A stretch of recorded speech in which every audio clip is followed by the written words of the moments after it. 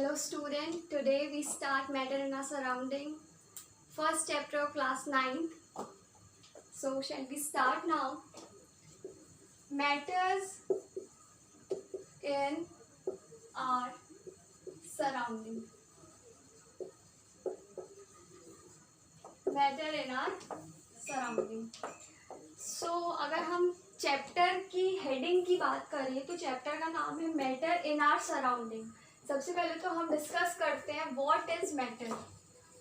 What is matter? So matter is the object which is surrounding ourselves. Anything which are surrounding is matter. Matter, all object which in our surrounding. Okay, so the food we eat, okay, the food we eat, the pencil, the books, the chair, the table, the anything that you use in our daily life, and trees, plants, anything, all are matters. Now in scientific language, what is matter?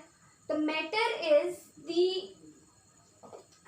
matter that have occupy space and having mass. एक occupy space and having mass मतलब anything which have volume. occupy space का मतलब यहाँ पे है volume, which have volume and having mass. अगर किसी भी चीज में थोड़ा सा भी मास है, वॉल्यूम है, वो सारी चीजें किसमें आती हैं? मैटर में. उसकी शेप, साइज और टेक्सचर अलग हो सकते हैं, पर उसमें एक प्रॉपर्टी है कि वो उसमें वॉल्यूम होगी और उसमें क्या होगा? मास होगा. जैसे अगर हम क्लासिफिकेशन की बात करें, now I hope you understand what is matter. Matter क्या है? कुछ भी जो हमारे आजू बाजू है जिसमें वॉल्यूम है और मास है, वो सारी चीजें किस में आती हैं? मैटर में आती है. Now we have to classify the matter. Classification of matter. First of all we have to discuss that matter have two nature. Matter have two nature in which we have to classify them. Okay, the first is physical nature of matter. What is physical nature of matter? Physical nature. And second is chemical nature. If we talking about physical nature में आ जाते हैं solid, liquid and gas.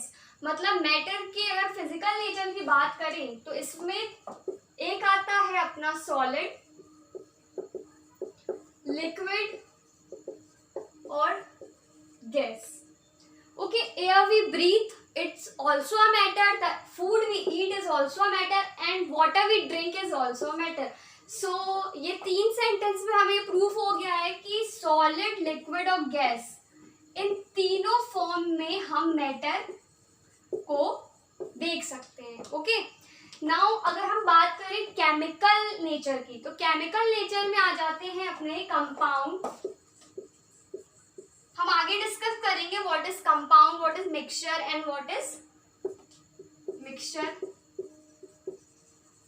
Compound and mixture etcetera. Okay, compound and mixture किस में आ जाते हैं? Chemical nature में आ जाते हैं.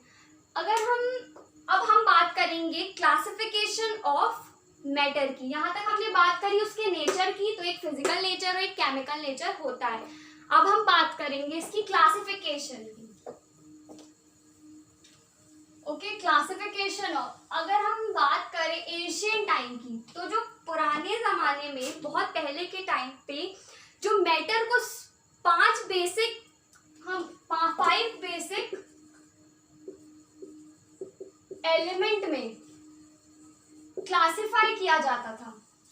अगर हम एंशियंट टाइम की बात करें, मैं अभी की बात नहीं कर रही हूँ, एंशियंट टाइम की बात करें, एंशियंट पुराने जमाने में 5 बेसिक एलिमेंट को के बेसिस में हम इसे क्लासिफाइड करते थे। किसे? मैटर को। Matter are classified into 5 basic element. तो मैटर पहला इसका आता था, पहले नंबर पे आता था sky, okay.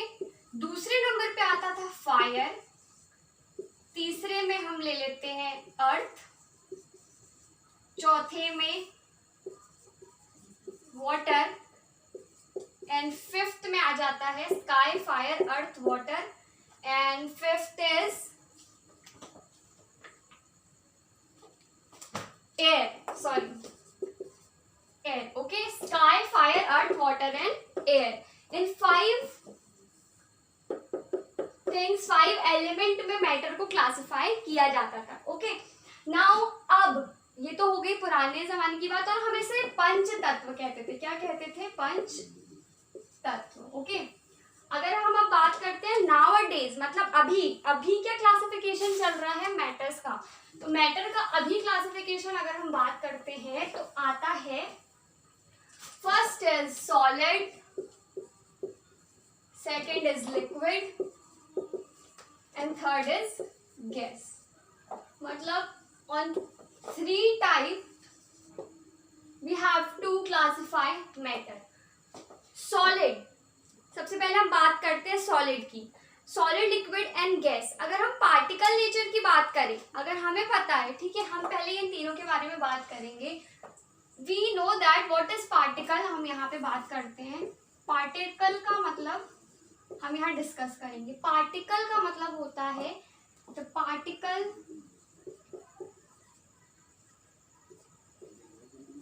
when combined it forms matter, okay. इसका मतलब है अगर हमें मैटर, तो छोटे छोटे पार्टिकल मिलकर क्या बनते हैं? मैटर बनते हैं, ठीक है। यहाँ हम पार्टिकल्स की बात कर रहे थे, और अब हम क्लासिफाई करते हैं सॉलिड, लिक्विड और गैस को, ठीक है। सॉलिड, लिक्विड एंड गैस को।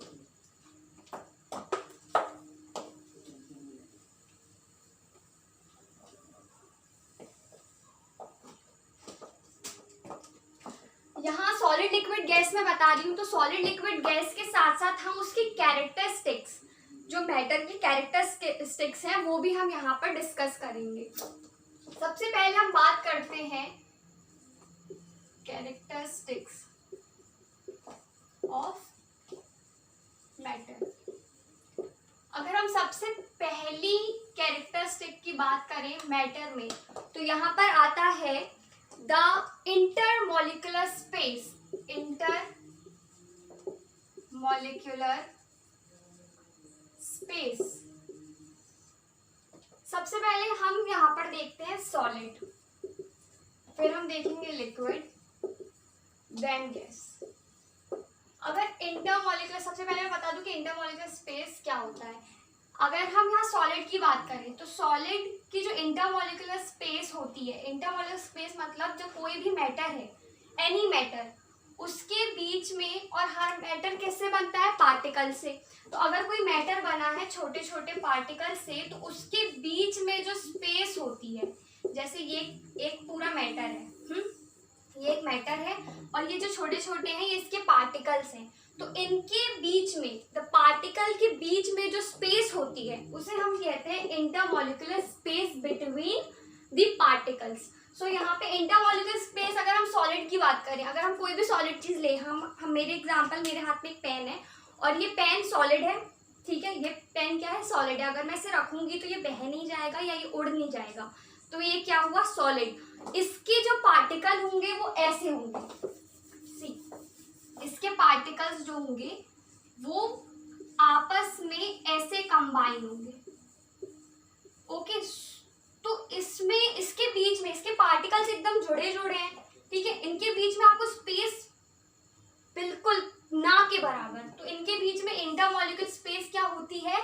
लेस, सबसे लेस। हम कंपैरिजन भी करते चल रहे हैं सॉलिड, लिक्विड और गैस में, उसकी कैरेक्टरिस्टिक को लेकर। तो सबसे पहले हम बात करी है हमने इंटरमॉलिक्यूलर स्पेस। यहाँ हम समझ चुके हैं इंटरमॉलिक्यूलर स्पेस क्या होती है, the space between the particle. So solid, हम सॉलिड को, अगर तुम किसी भी चीज, तुम्हारे घर में चेयर हो, आप उसको, लकड़ी की चेयर को अगर आप मारोगे, वो एक सॉलिड है, तो वो एकदम से टूट नहीं जाएगी, ठीक है। तो इसलिए हम बोलते हैं कि सॉलिड के बीच के पार्टिकल्स में जो स्पेस होती है वो ना के बराबर होती है। अगर यहाँ मैं इसे तोड़ने की कोशिश करूंगी तो ये बहुत इजीली नहीं टूटेगा। तो इसमें इंटरमॉलिक्यूलर स्पेस क्या होती है, कम होती है। किसमें, सॉलिड में। सॉलिड में इंटरमॉलिक्यूलर स्पेस कम होती है।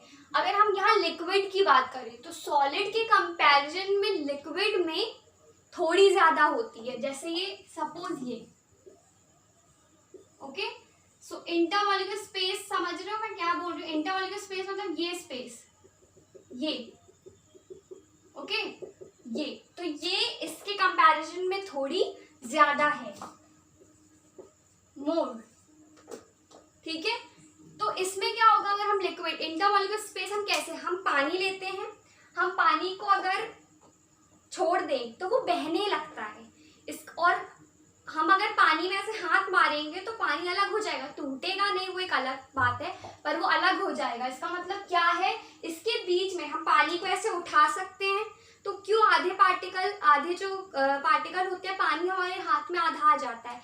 तो क्या मतलब है कि जो इसके पार्टिकल्स हैं, ये पार्टिकल्स हैं लिक्विड के, इसके बीच में गैप जो है वो थोड़ा ज्यादा है। इसका मतलब इसमें इंटरमॉलिक्यूलर स्पेस क्या है, ज्यादा है। अगर हम यही बात गैस में करें तो सबसे ज्यादा मैक्सिमम होती है किसमें, गैस में। क्या, intermolecular space between the particle. अगर हम गैस की बात करें तो गैस के पार्टिकल ऐसे होते हैं। हम इसे बहुत इजीली समझ सकते हैं क्योंकि हमारे सराउंडिंग में हर जगह गैस है, हर जगह एयर है। सो ऑक्सीजन जो हम लेते हैं, वी ब्रेथ। अगर मैं यहाँ खड़ी हूँ, ये मैं हाथ हिला रही हूँ, ओके, ये मैं हाथ हिला रही हूँ, इसका मतलब क्या है कि यहाँ सब जगह ऑक्सीजन है, हर जगह एयर के पार्टिकल्स हैं, पर मैं हाथ अपना मूवमेंट कर रही हूँ, मेरा हाथ वहाँ से निकल भी रहा है। पर अगर यहीं इसी जगह पे सॉलिड होता मेरे आसपास तो मैं अपने हाथ को इजीली मूव नहीं कर सकती, या कोई भी चीज को मैं नहीं कर पाती। पर यहाँ पर क्या है, गैस है। गैस की वजह से तो हम देख रहे हैं कि हमारे सराउंडिंग में पूरी गैस है, हमें दिखती नहीं है, पर हम उस पे कुछ रख सकते हैं, हम बॉल उछाल सकते हैं। इसका मतलब क्या है, उसकी जो स्पेस होती है उसके पार्टिकल के बीच में वो सबसे मैक्सिमम होती है। तो इंटरमॉलिक्यूलर स्पेस सबसे ज्यादा मैक्सिमम किस में होती है, गैस में होती है। सबसे कम होती है सॉलिड में, लेसर, देन से ज्यादा होती है कंपेयर में लिक्विड में, और सबसे मैक्सिमम होती है किसमें, गैस में। ओके, सो ये पहली इसकी कैरेक्टरिस्टिक्स थी इंटरमॉलिक्यूलर स्पेस। नाउ अपन नेक्स्ट की बात करते हैं, सेकेंड कैरेक्टरिस्टिक्स की बात करते हैं। दूसरी है kinetic energy. What is kinetic energy? Okay, फिर से हम बना लेते हैं सॉलिड, लिक्विड और गैस। अगर हम काइनेटिक एनर्जी की बात करें तो हम पहले वही डायग्राम बना लेते हैं जो हमने पहले बनाया था, जैसे सॉलिड का। सॉलिड में जो इसकी स्पेस होती है वो बहुत कम होती है। इसके बाद हम बात करते हैं लिक्विड की, थोड़ी ज़्यादा इंटरमॉलिक्यूलर स्पेस होती है। इसके बाद हम बात करते हैं गैस की, जिसमें इंटरमॉलिक्यूलर स्पेस बहुत ज़्यादा होती है। ओके, नाउ काइनेटिक एनर्जी की अगर हम बात करें, काइनेटिक एनर्जी हमेशा, देखो कोई भी मैटर हो उसमें कुछ ना कुछ उनके बीच में जो पार्टिकल होते हैं उनमें मूवमेंट चलता रहता है। ये जो मूवमेंट पजेस करते हैं, पार्टिकल जो मूवमेंट पजेस करते हैं, उन्हें हम साइंस की लैंग्वेज में काइनेटिक एनर्जी कहते हैं। और काइनेटिक एनर्जी कब अकर करती है, कब काइनेटिक एनर्जी शो करती है? जब टेम्परेचर राइज होता है, जब टेम्परेचर राइज होता है। इसका मतलब जब जैसे ही टेम्परेचर बढ़ता है वैसे ही काइनेटिक एनर्जी शो करना शुरू कर देते हैं पार्टिकल। जैसे अगर हम सॉलिड की बात करें, उसके पार्टिकल जो होते हैं एकदम पास होते हैं, एकदम क्लोजली पैक्ड होते हैं। अगर यहाँ टेम्परेचर राइज होगा, पार्टिकल हिलेंगे तो, पर उनमें क्या नहीं है, अभी हमने इसके पहले पढ़ा, इंटरमॉलिकुलर स्पेस बिटवीन देम, अगर उनमें स्पेस होती तो वो हिलते और अधिकतर मूव कर पाते। पर अगर हम सॉलिड की बात कर रहे हैं तो इसमें जो इसके पार्टिकल होते हैं वो बहुत लाइट, बहुत अगर हम ना के बराबर कहें उतना मूव कर पाते हैं, पर मूवमेंट होता है पर बहुत ज़्यादा नहीं। तो ये अगर मैं इसको मैं टेम्परेचर दूँ, ये सॉलिड है, इसे मैं टेम्परेचर दूं, ये उतना नहीं मूव करेंगे, और अगर मूव नहीं करेंगे तो सबसे लेस काइनेटिक एनर्जी किसकी होगी, सॉलिड की होगी। तो अगर आप एक ऐसे भी याद कर सकते हैं कि जिसकी इंटरमॉलिक्यूलर स्पेस सबसे कम होती है उसकी काइनेटिक एनर्जी भी कम होती है। तो काइनेटिक एनर्जी सॉलिड की क्या होगी, काइनेटिक एनर्जी क्या होगी, लेस होगी। अगर हम लिक्विड की बात करें तो वही चीज है, लिक्विड को अगर हम लिक्विड, इसका बेस्ट एग्जांपल हम दे सकते हैं कि लिक्विड को जब हम बॉईल करते हैं, बॉईल कर रहे हैं इसका मतलब क्या है, हम उसे क्या दे रहे हैं, टेम्परेचर दे रहे हैं, ठीक है, हम उसे बॉईल कर रहे हैं। तो उसमें क्या होता है आप देखोगे, सपोज ये कंटेनर है, इसमें पानी है, नॉर्मल पानी है, इसे हमने फ्लेम में रख दिया, अब इसे मैं क्या दे रही हूँ, टेम्परेचर दे रही हूँ। अब जैसे ही मैं इसे टेम्परेचर दूंगी ये खोलता जाएगा, खोलता जाएगा, खोलते खोलते गर्म हो जाएगा। इसके अंदर क्या है, water, water means liquid. Liquid के पार्टिकल कैसे होते हैं, not closely pack, little space between them, intermolecular space between them. So क्या करेंगे, वो मूव करेंगे, और वो मूव करेंगे और जितने दूर हैं और दूर जाने की कोशिश करेंगे, और दूर होंगे, क्योंकि काइनेटिक एनर्जी में क्या, टेम्परेचर लग रहा है, ये और दूर जाएंगे, और जैसे ये दूर जाएंगे इसके बाद क्या शुरू हो जाएगा, गैस में कन्वर्ट हो जाएंगे। इसका मतलब है ये इवेपोरेट हो जाएंगे, क्या हो जाएंगे, इवेपोरेट। तो जो नॉर्मल वाटर था जैसे ही वो बॉईल हुआ उसको हमने टेम्परेचर दिया, वो क्या हो गया, इवेपोरेट हो गए। जो उसमें क्या लगी, उसमें क्या प्रोड्यूस हो गई, काइनेटिक एनर्जी प्रोड्यूस हो गई, और उसकी वजह से क्या हुआ, वो गैस में कन्वर्ट हो गए, उनके पार्टिकल और ज्यादा दूर फैल गए। ओके, एंड सॉलिड का यहाँ पे एग्जांपल था, हम आइस क्यूब से समझ सकते थे। अगर आइस क्यूब है और उसके पार्टिकल हम टाइट होते हैं क्योंकि वो सॉलिड होता है, पर जब वो मेल्ट होना शुरू करता है, अगर हम उसे टेम्परेचर देंगे तो वो मेल्ट होगा, तो वो लिक्विड बन जाएगा। इसका मतलब है जो पार्टिकल ऐसे एकदम टाइटली पैक थे, हमने उसे जैसे ही क्या दिया, टेम्परेचर दिया, उसमें क्या प्रोड्यूस हुआ, काइनेटिक एनर्जी प्रोड्यूस हुई, और उसकी वजह से वो क्या फॉर्म हो गए, लिक्विड। इसका मतलब है जिसके ज्यादा स्पेस होगी उसमें काइनेटिक एनर्जी क्या होगी, मैक्सिमम होगी। इसका मतलब है सबसे मैक्सिमम काइनेटिक एनर्जी किस में लगती है, गैस में लगती है, गैस में काइनेटिक एनर्जी, क्योंकि इसकी इंटरमॉलिक्यूलर स्पेस क्या है, वो बहुत ज्यादा है। ठीक है, नाउ थर्ड कैरेक्टरिस्टिक्स की बात करते हैं अब अपन। यहाँ पे हमने बात करी काइनेटिक एनर्जी की, नाउ हम बात करेंगे फोर्स ऑफ अट्रैक्शन। किसकी बात करेंगे, फोर्स ऑफ अट्रैक्शन की। थर्ड कैरेक्टरिस्टिक्स है यहाँ पे फोर्स ऑफ अट्रैक्शन। ओके, फिर से हम बना लेते हैं solid, liquid and gas. Solid की यहाँ बात करते हैं अपन, सॉलिड का closely packed, tightly packed particle, no intermolecular space between them, okay, और